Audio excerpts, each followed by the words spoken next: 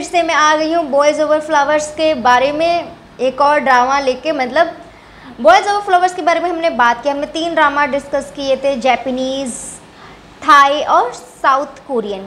तो इस बार मैंने देखा है, मैंने बताया था आपको पिछली बार में कि मैंने चाइनीज़ नहीं देखा, तो मैंने चाइनीज़ बॉयज़ ओवर फ्लावर का वर्जन देख लिया जिसका नाम है मीटियो गार्डन।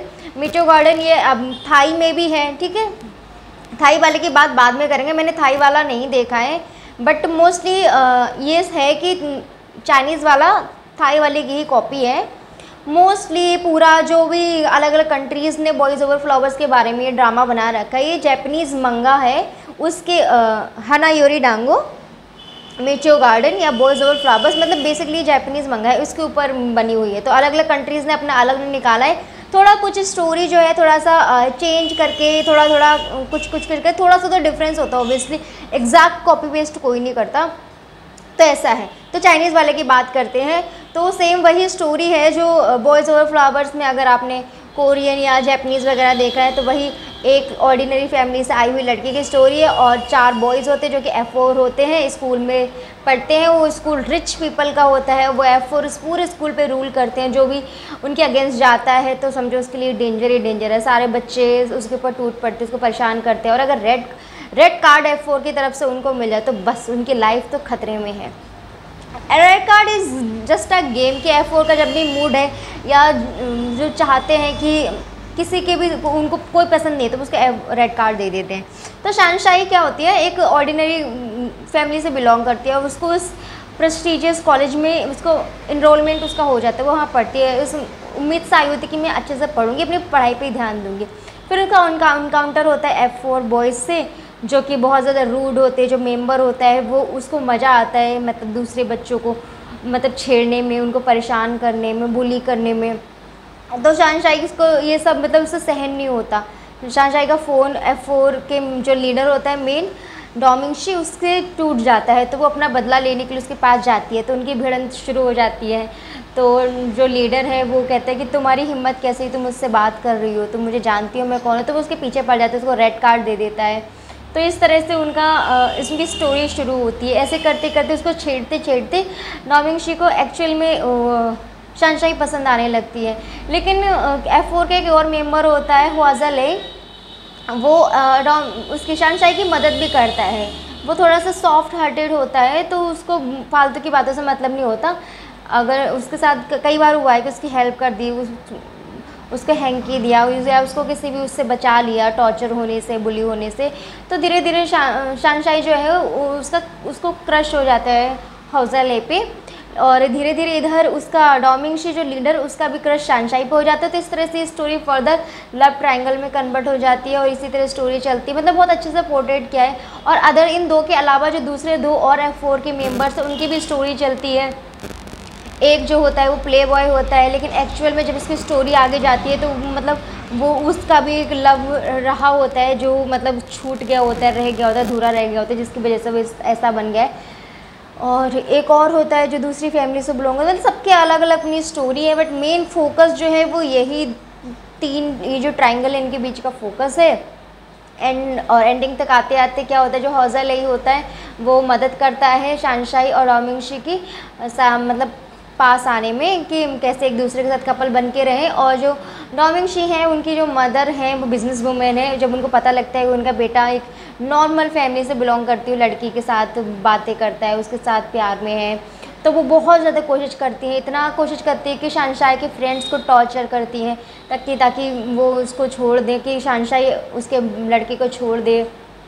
शनशाई के पेरेंट्स की जॉब चली जाती है तो वो घर छोड़ के चले जाते हैं। शनशाई जिस घर में रह रही होती है, लैंडलॉर्ड जो होता है वो उनको घर से निकाल देता है, और मतलब उसके दोस्तों कैसे टॉर्चर करती है, उनके दोस्तों के पेरेंट्स के बिज़नेस हटवा देती है, मतलब किसी के अगेंस्ट कोर्ट केस करवा देती है, कुछ भी है कुछ मतलब एक्सरसाइज चलता रहता है। वो इतनी ज़्यादा हद लिमिट क्रॉस कर देती हैं, वो इतना मतलब बिज़नेस में डूबी होती है कि उनको अपने बच्चे की परवाह नहीं होती। जब से उसका बच्चा छोटा होता है तब से वो घर ही नहीं रहती, उसका बच्चा उनको जानता ही नहीं, इसकी वजह से वो इतना ज़्यादा रूड बन गया। लेकिन जब से शनशाई उसकी लाइफ में आई थी वो सुधर गया था, अब वो बहुत सॉफ्ट हो गया है, बहुत केयरिंग हो गया है, हंसता है, लोगों को टॉर्चर नहीं करता है, मतलब उसने अपनी लाइफ एक तरह से बहुत ज़्यादा इम्प्रूव कर ली। और वो शहंशाही की लाइफ में जो ऑर्डिनरी कॉमन पीपल की लाइफ है उसमें घुल मिल रहा है। शहंशाही के घर जाता है, जो नॉर्मल लोग चीज़ें खाते हैं वो उनको पहली बार खा रहा है, ट्राई कर रहा है। तो यहाँ डोमिंगशी की जो सिस्टर होती है उसके साथ भी यही हो चुका होता है कि उसके एक लवर होता है उस टाइम में नॉर्मल फैमिली का। तो उनकी मदर उसको मतलब पैसे दे के या जैसे भी उसको हटवा देती हैं, तो वो उसको धोखा दे देता है, तो उसकी शादी कहीं और करा देती है बिजनेस की वजह से। सेम वही इसके साथ करना चाह रही होती कि ये मेरे मतलब से करेगा, जिससे मैं चाहूँगी एक अच्छी प्रेस्टिजियस फैमिली में, बिजनेस वाली फैमिली में ये शादी करेगा। तो उसकी शादी फिक्स करती है फैमिली बिजनेस की वजह से, लेकिन वो उस बिज़नेस में इन्वॉल्व नहीं होना चाहता उस शादी में। तो वो लड़की जिस लड़के से शादी अरेंज करती है वो लड़की भी स्टार्टिंग में शादी करना नहीं चाहती, लेकिन बाद में वो हाँ कर देती है। फिर उसको जलन होने तो होती है कि ये डोमिंगशी जो है मुझसे प्यार नहीं करते, किसी और लड़की से प्यार करता है। तो वो उसके पीछे पड़ जाती है, ज़बरदस्ती उन दोनों के बीच में मिसअंडरस्टैंडिंग क्रिएट करती है। ऐसा बहुत सारा चलता रहता है, लेकिन लास्ट में उसको समझ आ जाता है कि नहीं मैं गलत हूँ, इसके अंदर डोमिंगशी के अंदर सिर्फ शहंशाही के लिए फीलिंग्स है, मेरे लिए कभी डेवलप नहीं हो सकी। फिर वो उन दोनों को थोड़ा सा सपोर्ट करती है। तो इस तरह से स्टोरी चलती रहती है, वो फ्रेंड्स बन जाते हैं और आखिर में हर तरह की स्ट्रगल को और मिसअंडरस्टैंडिंग्स को पार करते करते करते लास्ट में फाइनली डोमिंगशी एंड शहंशाही की शादी हो जाती है और उनका हैप्पीली एवर आफ्टर हो जाता है। मुझे इसकी ओवरऑल कहूँ तो मुझे सबसे ज़्यादा इसकी एंडिंग प्यारी लगी, क्योंकि इसकी एंडिंग में बहुत अच्छे से दिखाया जाता है कि इनकी कैसे वो उसको प्रैंक करके लेके आते हैं किडनैप करके शहंशाही को, और कैसे इनकी शादी होती है। उसको लगता है कि वो सपना देख रही है, बट वो सब रियल होता है, सबका सबने बहुत प्लान कर रखा होता है इसको प्रैंक करने का। और इन दोनों की शादी हो जाती है। शादी होने के बाद जो डोमिंगशी की मॉम होती हैं वो भी थोड़ा सा सही हो जाती है, उनको अपनी गलती रियलाइज़ होती है। तो वो कहती है मैंने बहुत टाइम बिज़नेस किया, मैं बिज़नेस वूमन बन गई, अब मैं अपने खुद की लाइफ जीना चाहती हूँ, एक्सप्लोर करना चाहती हूँ कि मैंने क्या क्या मिस कर दिया, मैं ट्रैवल करना चाहती हूँ अकेले। तो वो ट्रैवल पर निकल जाती है, इन दोनों को अपनी ब्लेसिंग्स दे के, और यहाँ पर ख़त्म हो जाता है। It's a good. आप किसी भी इसमें देख सकते हैं, चाइनीज़ में देख सकते हो, थाई में देख सकते हो। थाई में तो F4 नाम से है, चाइनीज़ में तो ये मीटियो गार्डन है, और जापानीज़ में देख सकते हैं हनायोरी डांगो या मीटियो गार्डन करके, और साउथ कोरियन देख सकते हो बॉयज़ ओवर फ्लावर्स, और ताइवानीज़ देख सकते हो, अलग अलग में है। इवन शायद जापानीज़ में ये Meteor garden boys over flowers की शायद एक मूवी भी है, तो आप कहीं से भी निकाल दे सकते थे। मैंने इतने सारे नाम आपको बता दिए, जापानीज़, कोरियन, चाइनीज़, थाई और ताइवानीज़, आप कोई से भी कंट्री का लेके देख सकते हो, आपको एक आइडिया हो जाएगा, ठीक है। और अगर आप एक फ़ैन बन जाते तो मुझे पता है कि आप हर कंट्री का जाकर निकाल के देखोगे।